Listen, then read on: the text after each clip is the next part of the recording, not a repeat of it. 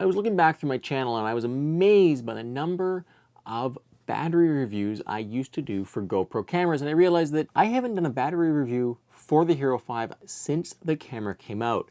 So I was really excited to finally get my hands on an external battery pack for the HERO5. So this is the first external battery pack that I've seen. This is the Wasabi external battery pack, and it lets you record at 1080p 60 for just about 4 hours. So in my standard test, that's 1080p 60, continuous recording, ProTune, Wi-Fi turned off, I got 3 hours and 50 minutes of recording. So that's including the fully charged internal battery inside the camera, plus the additional recording provided by the external battery pack. So this is the kind of thing that if you want to be able to set up your camera and shoot for 4 hours, or you want to be able to set it up and shoot super long time lapses, this is what you need. Now, hey, it's done an interesting thing to get around the firmware lock on the batteries. What they've done is it actually is just an external battery, a USB Type-C plug on it that just plugs into the USB charging port on the camera. And this basically just keeps the camera's battery topped up as if it's plugged into wall power until the battery on the external battery pack is drained. And then it runs off the internal battery for the remainder time that it can record for. So it's ingenious, it's simple, and it just works. It comes with a plastic frame, just like the old school GoPro frames that we had with the HERO4, the original ones. You had to bend open to get the camera in, and it pops in. It's got a micro USB charging port.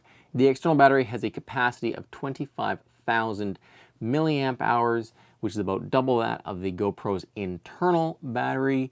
And the only drawback from it is the fact that you have to remove the little port cover side door in order to install this thing, and it's not waterproof once this is installed.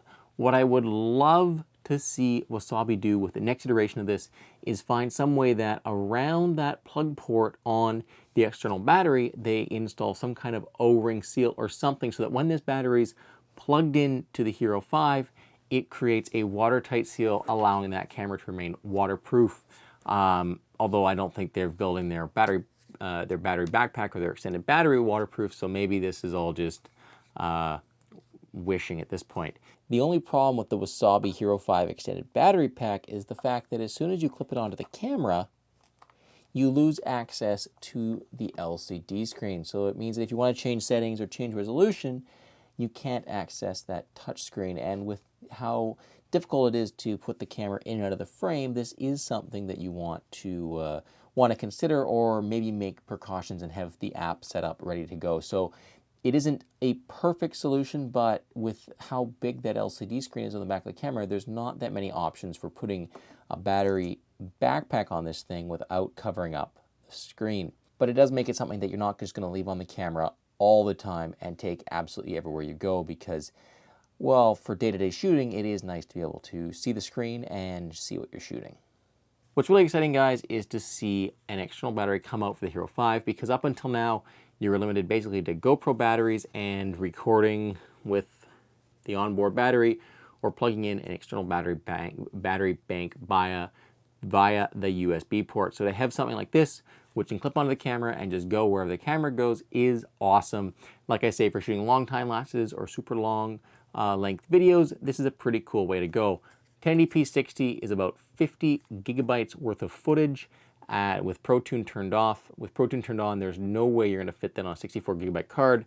So your limitation here is going to be on card size, not so much on battery capacity. So if you're going to shoot continuously, you're going to have to get yourself at least a 128 gigabyte card to be able to take advantage of all of the battery power your camera would be sporting with one of these things. Let me know what your guys' thoughts are on these style of big battery banks that basically clip on to the back of your camera and keep it charged up. Are they something that you see using, or have you gotten to the point where you just use one button mode and you make sure that you only record the highlights of your day or whatever it is you're shooting, because shooting long length videos is frustrating in post when you're trying to edit through it?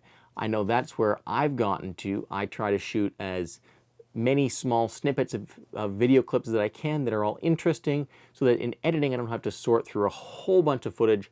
I just pull out the clips I've got, maybe trim a little bit, and then put those into my edit and save myself a bunch of hassle trying to sort through a full day's worth of, or 6 or 7 hours worth of footage. If I can get like 15 minutes worth of footage and cut it down to like 4 minutes, that's a lot easier than trying to cut 4 minutes out of 4 hours. So how do you shoot? And is this something that would be useful for the way you shoot? Let me know what you think about that in the comments below. It's definitely an interesting conversation. I know everybody shoots with their GoPro camera a little bit differently and has a different way of managing all the footage that comes off it. So let me know what your thoughts are on that. If you guys want to learn more about this product, you can check out all of my battery time test results in the spreadsheet that's linked in the video description. And if you want to pick up one of these, you can check it out. It's on Amazon. It's linked down below.